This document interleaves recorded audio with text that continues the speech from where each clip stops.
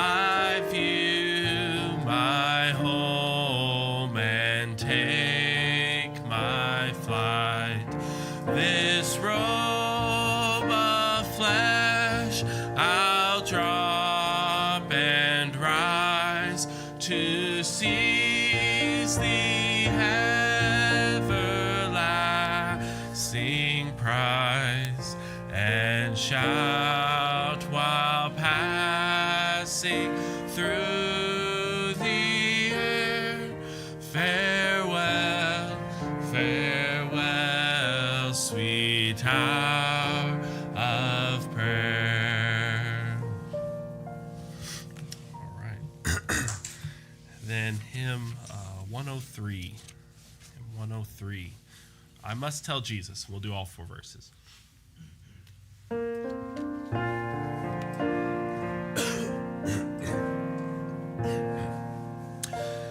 I must tell Jesus all of my trials. I cannot bear these burdens alone. In my distress, He kindly will help me. He ever loves and cares for His own. I must tell Jesus, I must tell Jesus, I cannot bear my burdens alone.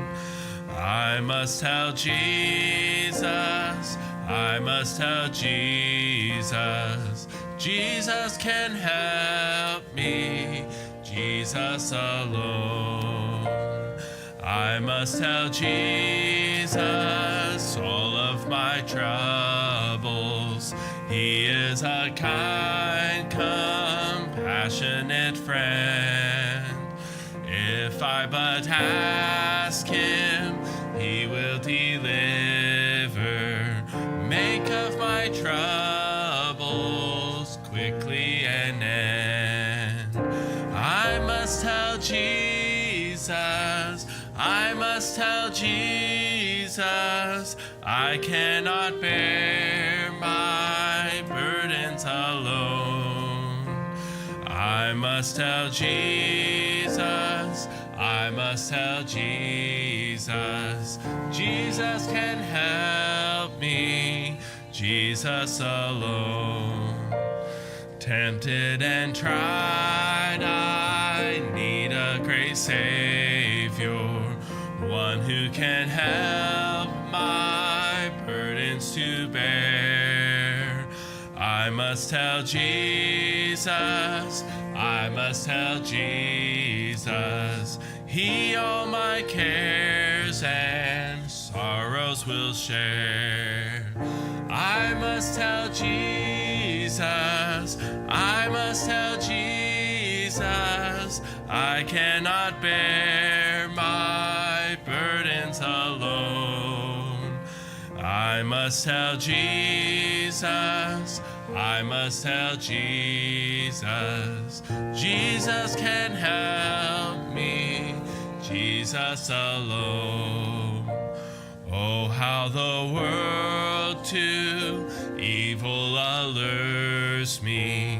Oh, how my heart is tempted to sin. I must tell Jesus, and He will help me. Over the world, the victory to win. I must tell Jesus, I must tell Jesus, I cannot bear my burdens alone. I must tell Jesus, I must tell Jesus, Jesus can help me, Jesus alone. Thank you all. And it's good to see you. Hope you're doing well. And it's been a good week, I think. And hope you've had a good week.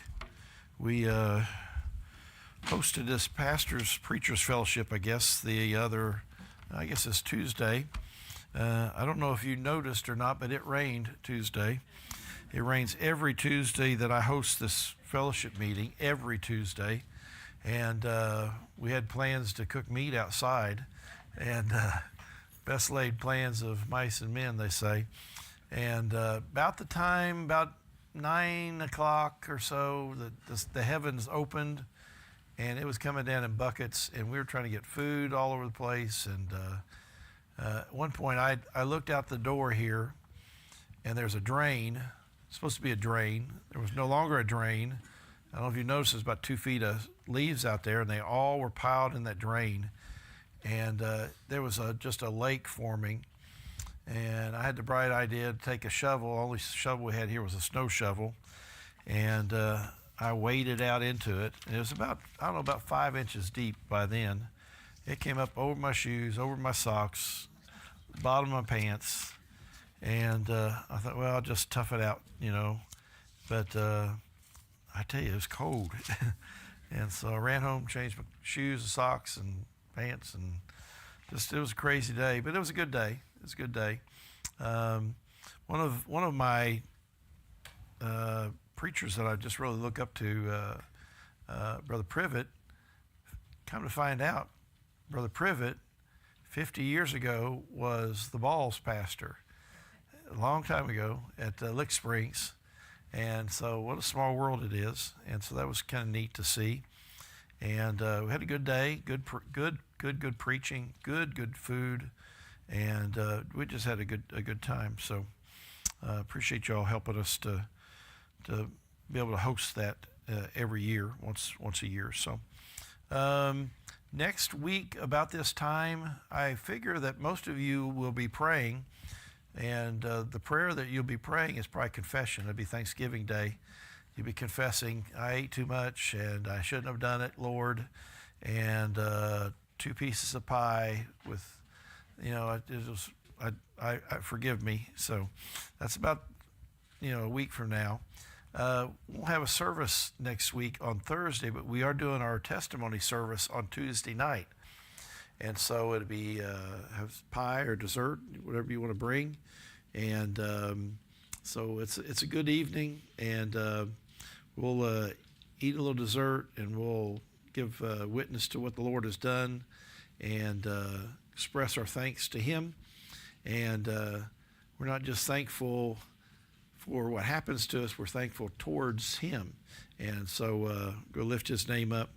And it's a funny journey over the course of a year, isn't it? Just all the things that can happen, and all the things that do happen in a year, good, bad, and ugly things, and God is with us through the thick of it. So if you would, let's turn to Job chapter 9. Job chapter 9.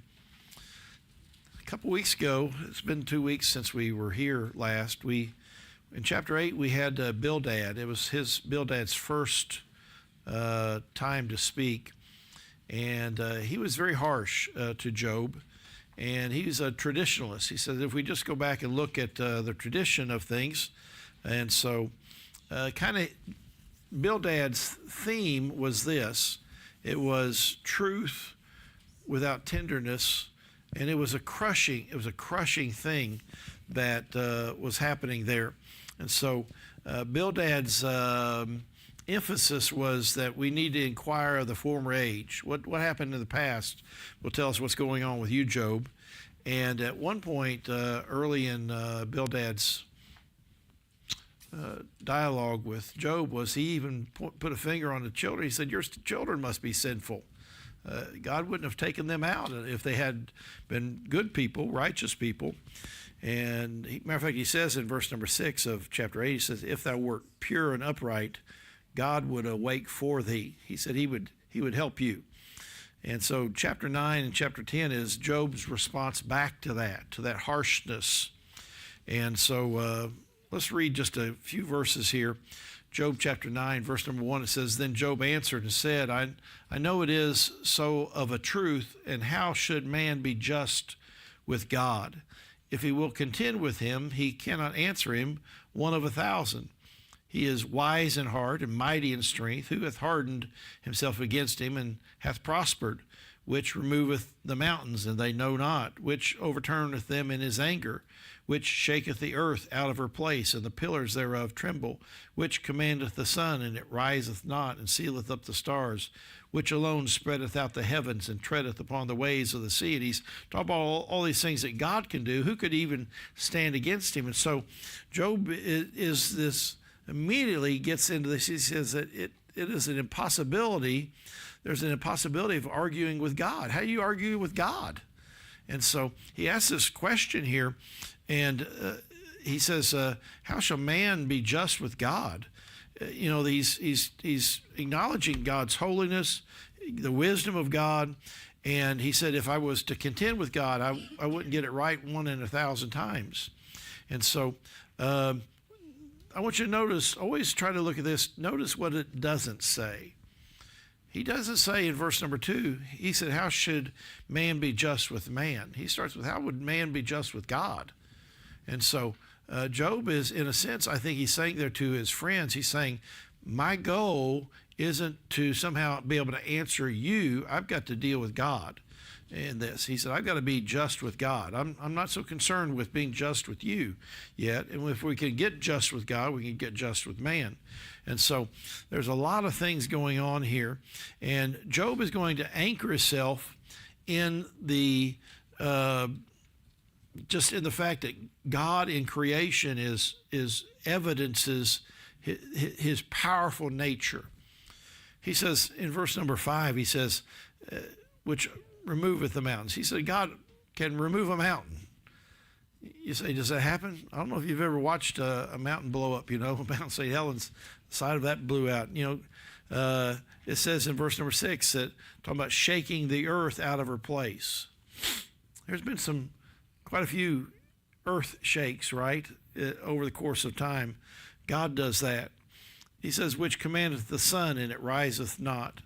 I'm trying to think which character in the Bible asked for the sun to stop, and I can't remember who that was that asked for that, but he asked for the sun to stop and go back, and God made that happen. And God is in charge of these things. It says in verse number 8, he says, he spreads out the heaven. Special events will, my wife will pull out some special tablecloth for the right event, that's for Thanksgiving or Christmas or whatever is going on, and it will stretch out a tablecloth. And you ever try to fold something like that? She's on one end, I'm on the other, and she has to tell me every time what she wants me to do. And but God doesn't stretch out a tablecloth; He stretches out the heavens. He lays it out, and it says that He treads upon the sea, and He walks in places that others cannot walk.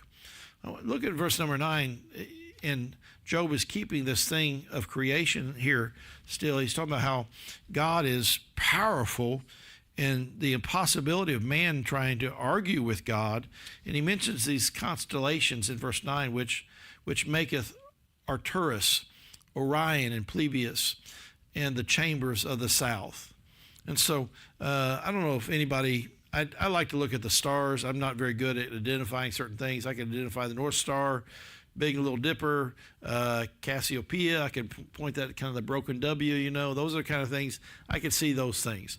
There are quite a bit more. And Job is mentioning these constellations, these stars with, no doubt, with planets around them, that God did that. And Arcturus is the great bear. Orion is the mighty hunter. Pleiades is like this cluster of stars. And Job's point here is this. He says, I know that God is great. But his question is this, where does that leave me? All this stuff is happening to me, and I'm feeling this pain. And look at verse number 11. This pain it's a feeling of being overpowered. Look at verse 11. It says, lo, he goeth by me, and I see him not. He passeth on also, and I perceive him not. Behold, he taketh away. Who can hinder him? Who will say unto him, what doest thou? We do not question God. God questions us. And so he goes by, and I don't see him. He says, I feel as if I am unseen and unheard. You ever been like that with God? You're going along, you say, I don't know that God's seeing this. I don't know if God's hearing me. And I feel like I'm being left behind. I'm not getting the attention from God that I and that's a feeling. It's not the reality of it, because God does see and God does hear. You get to a certain place of your life, and sometimes you'll ask somebody, you got a busy week ahead of you, and some people go, yeah, I got 3 doctor's visits this week. I got to be here, and that's no fun.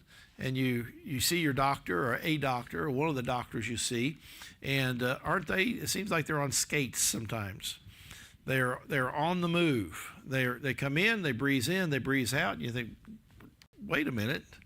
I had a lot of questions. There's something I wanted to talk to you about. Now, if a doctor pulls up the stool and he sits and begins to talk with you for a while, that's odd, isn't it? Do you have any other questions? Well, yeah, I have. Okay, what are your questions? And they'll take time and explain that. That's unusual. Most times it seems like they're moving past you, getting on to the next thing. And I know most of them are probably overwhelmed with patients and people they need to see. And you think, man, I just want a moment. And Job is sensing something I think that is not a reality. He's feels as if he's unseen, that he's unheard. It's just like God's passing by. But look down in verse number 20. He still remains humble in all this. He said, if I justify myself, mine own mouth shall condemn me. He said, if I say I am perfect, it shall also prove me perverse. He says, if I tried to say something on my account, he said, I realize what I am. He cannot stand before God and argue and somehow try to insist that he has merit with God. He says, I know I don't. I know I'm not perfect. I can say that I'm perfect, but my own mouth would condemn me because I'd be saying something that's not true. And so that is kind of, you say that's his first burden here. Is he said it's impossible to argue with God. And then look here again in verse number 20, Job's second burden here. He says, though if I were perfect, verse number 21 says, though I were perfect, yet would I not know my soul, I would despise my life. This is one thing, therefore I said it, he destroyeth the perfect and the wicked. If the scourge slay suddenly, he will laugh at the trial of the innocent. The earth is given into the hand of the wicked, and he covereth the faces of the judges thereof. If not, where and who is he? And so there's this feeling that Job has that God's not distinguishing between the righteous and the wicked. He says it seems like he's treating them the same.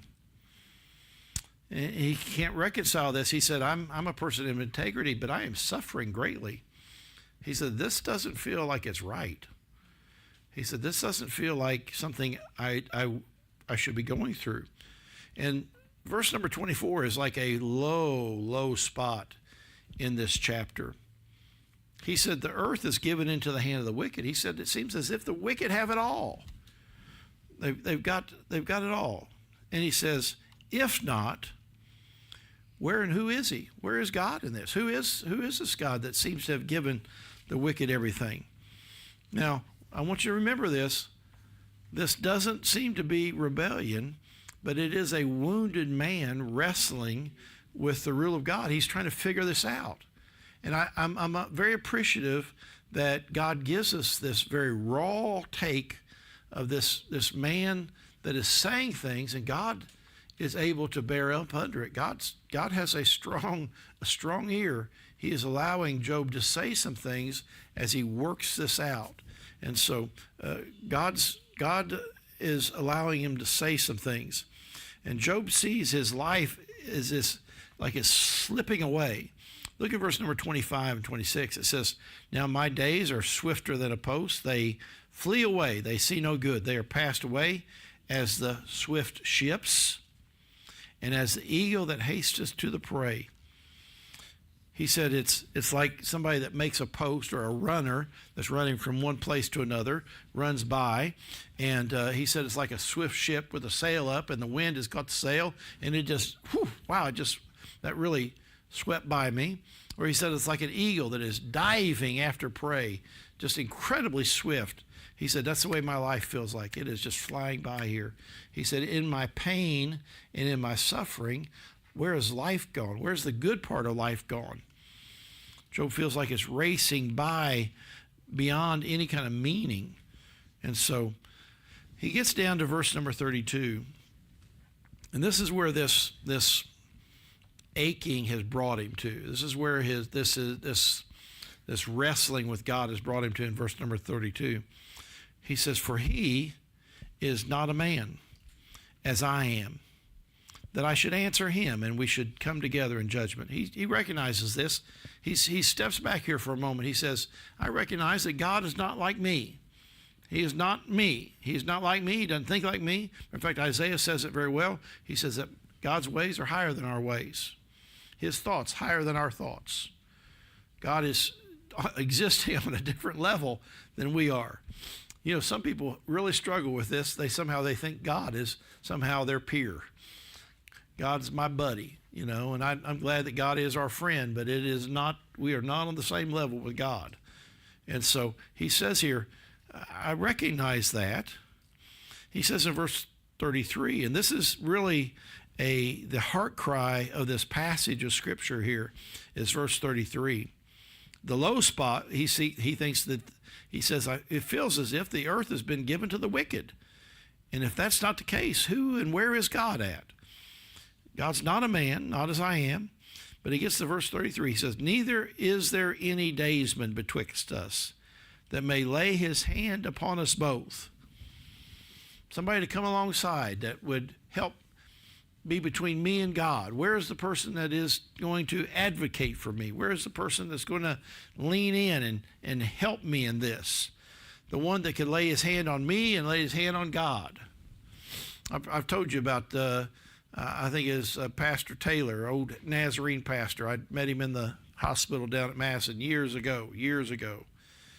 And he told me that he was a Nazarene pastor there in town. And I said, really? And he was an ancient man, and way up in years. And just a sweet spirit about this old guy doing rehab in the hospital.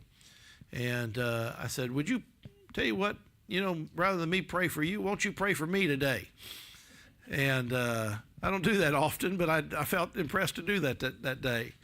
And I said, would you pray for me? He said, sure. Weak, frail man. He reached out and got a hold of my arm. And I'm not saying that electricity passed between us, but man, he got a hold of my arm. And it's like he got a hold of my arm and he got a hold of God. He began to pray, and the frailty left his voice. And he began to do business with God.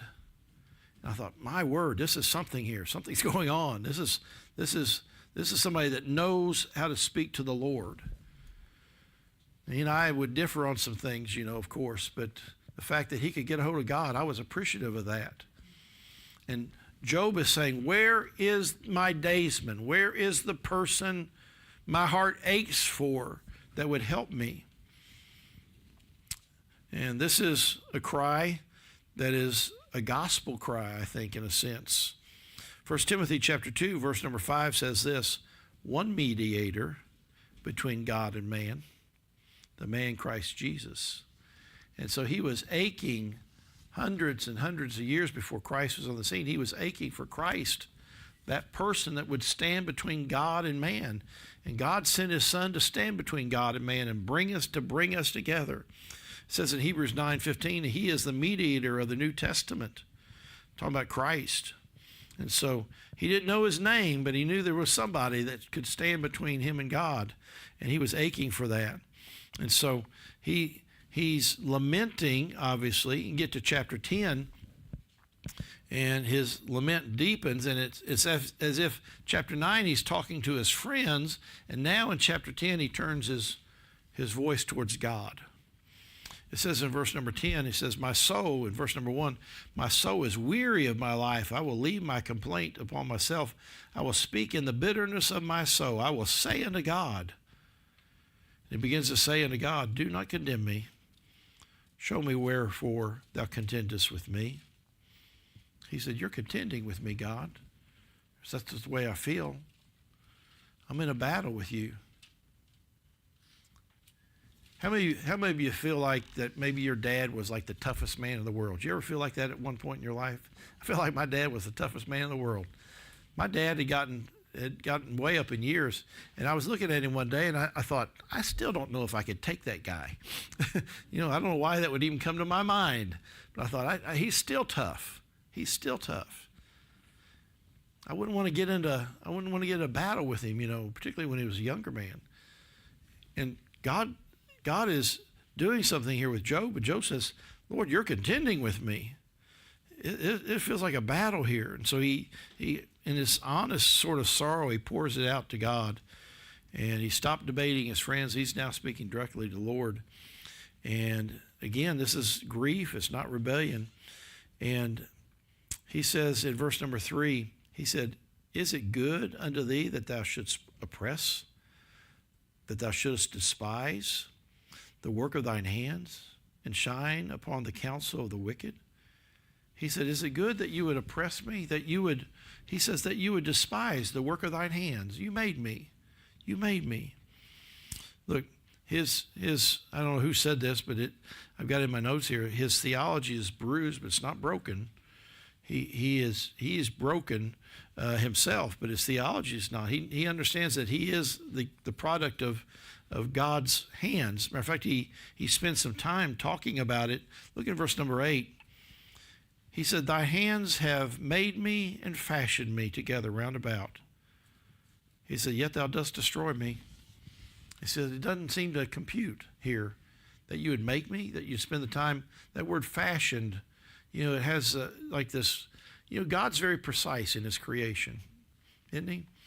I was talking with Brian O'Day going out the door. They breed dogs, and he was talking about one of the pups came early, and they were trading out places, and he came by himself, and she stayed with the pups that morning. And somehow we got to talking about God and creation. He was talking about certain things about how dogs have a puppy, and he said it's just amazing, God's hand in all that.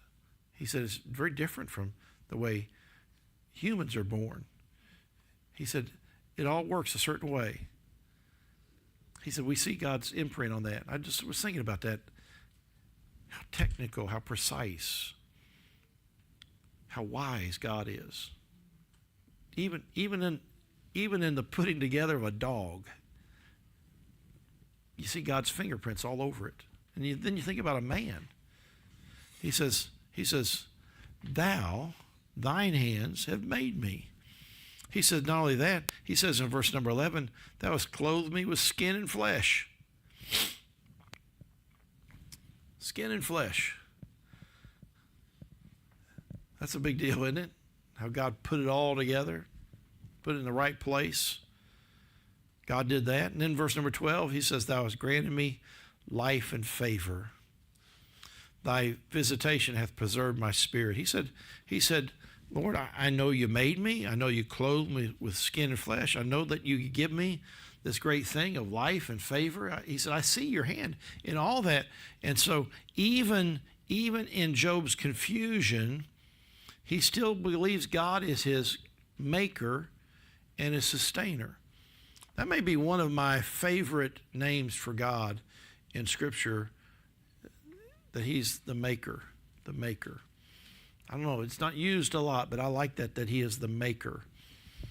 One of the grandkids, she's a very creative little girl. She likes to bake cakes and cook things in the kitchen. She made her own birthday cake this year. I saw a picture of it. She's a little maker, She wanted some art things for her birthday. She wanted canvas and some paints and, sketchbook, and I forget all the things that were in that. And very, there's a creative something in there in her. You know, not everybody's creative like that. Not everybody's artsy like that. But you know, God's got some creativity, doesn't he? God has some ability that is like high level skills. You know, I encourage you, get in a crowd of people and look around sometime. Not two of us alike hardly. I mean, we're all so different. Why do you think God made us all so different like that? Why do you think that is? Any thought?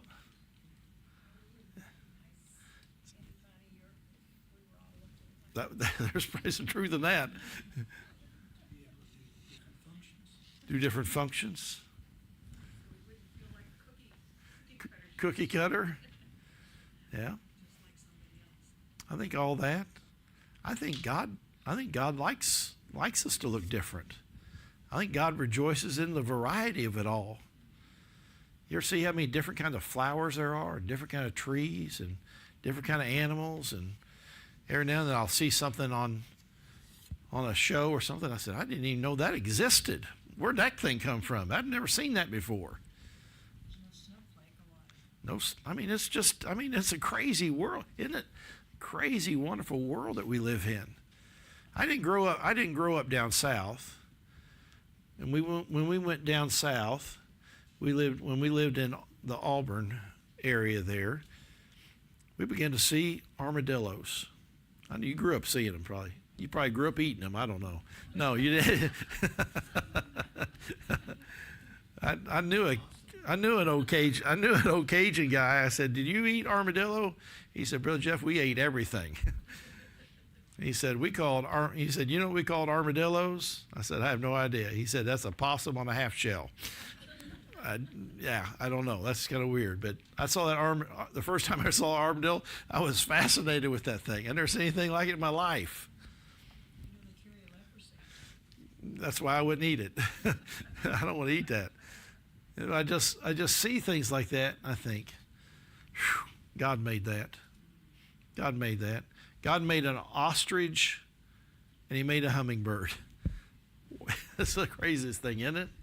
Crazy. And Job says, "Lord, I recognize you made me.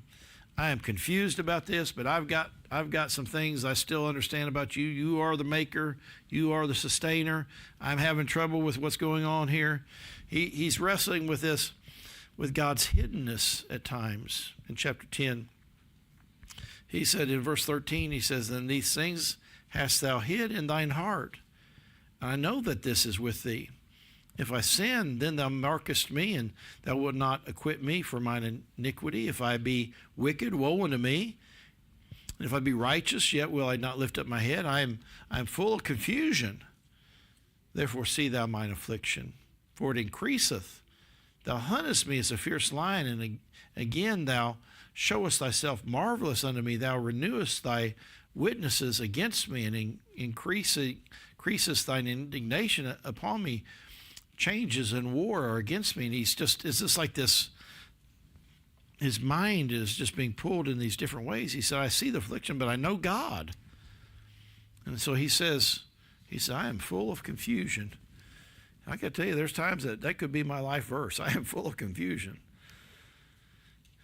And so it is like a fog there in his mind, but it is not. He is not a defection against the Lord. And so he recognized that there's this brevity of life that's going on. Early on in my study of the book of Job, I fell into this thing, and I don't know where it came from. I don't know who created it, but there was this 3-grid analysis that I saw, and it was you're to ask these 3 questions as you move through the book of Job. I mentioned it early on. The first thing is, when the person is speaking, are they theologically right? The second thing is their application of the Word of God right? And the third thing is their tone right? And so looking at chapters 9 and 10, we'll ask this question. The first question is Job theologically right in his evaluation of God? We'd say mostly he is. He's dead on. He understands that God is holy, that God is powerful, that God is wise. He recognizes the creatorship of the Lord. And so where he falters is not who God is. Where he falters somewhat is in this thought of how God is treating him. And what is going on is suffering is distorting his view of the Lord in some ways. It's not distorting his doctrine, it's distorting his view of how God is treating him. Next thing is his application of the truth right. And that's kind of a mixed bag. He's doing pretty well with the truth in humility, and he's longing for a mediator, but he misapplies some of the truth when he concludes that God is against him. He says here, you're like a lion that's chasing me. He's misunderstood that. That's not God's intent. He doesn't know what we know, chapter 1 and 2. He doesn't understand that there's a battlefield between God and Satan here. So he misapplies some of the truth. His tone, it is honest, but he's hurting. And in that hurting people sometimes hurt other people. You know that. You know, that we say sometimes in our hurt, we say things, and we may even say the truth, but the tone of it is kind of way off. And so he's speaking from pain. There's no pride in this. There is humility in this. And his words are kind of wobbly at times, but he's still turning to God, and there's a lot of faith in that. And so his deepest questions about suffering, they're theologically right, it seems like. He's asking, how can a man be just before God? He's looking at the stars, and he's reminding himself of the immensity of God, that God is big and God is powerful. His heart is, in a sense, longing for the right things. He's longing for somebody to put him in touch with God. Help me to get a hold of God. And God's letting him speak. And so there's just so much here that if we didn't have the book of Job, I don't know that we could feel confident just laying our case in front of the Lord. But I think Job teaches us some things about Job, but mostly things about God, how God is very patient with hurting people. And God's willing to allow us a lot of latitude to say some things. The thing that is going to keep us anchored in this is to be anchored in the truth. And we'll find our way through this, and God's going to help us.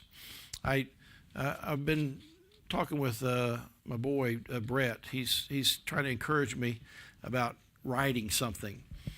And so we latched onto this thing. He said, Dad, I think people need to maybe hear your story in this. We're talking about doing a church planning book. And he said, I think it'll help people just kind of hear your story. He said, let's do a series of like interviews, and you're going to record, your upbringing, how you came to Christ, about your teenage years, these things. And he said, we can incorporate this in this book. And, just right out of the gate about, when I was talking about my upbringing, he said, he asked me this question. He said, are there any seeds of the gospel in that early part of your life? And I thought, that's probably not a lot, because I was hardly never in church. I was maybe once or twice that I remember. And I don't remember my folks ever sitting down with a Bible with me. They loved us, but there wasn't a whole lot of that there at all. And I talked about how we moved from the downtown to up on the hilltop at Madison. And I latched on this. I thought, when we moved, I got within reach of a church that was going to come after me. God was in that. God was in that. God moved me from a place where they probably weren't going to reach me there, but he got me in a place where they were going to reach me. And I'd always thought about them reaching me, and I knew that God seeks and saves, that he's coming after us. But even that move as a kid, God's doing a lot of things to bring us to himself. And it doesn't always appear what he's doing, but he's working there in the shadows. He is working in the shadows of the life of Job. And there are things that are going on that Job doesn't know about. God's going to show up at the end of this, and God's going to show himself large. And Job's going to be very humbled in all this. He's not rebuked. His friends are rebuked. He's not. And so I need to stop there. I want to mention some things with our prayer list tonight. And I don't know when it was, weeks and weeks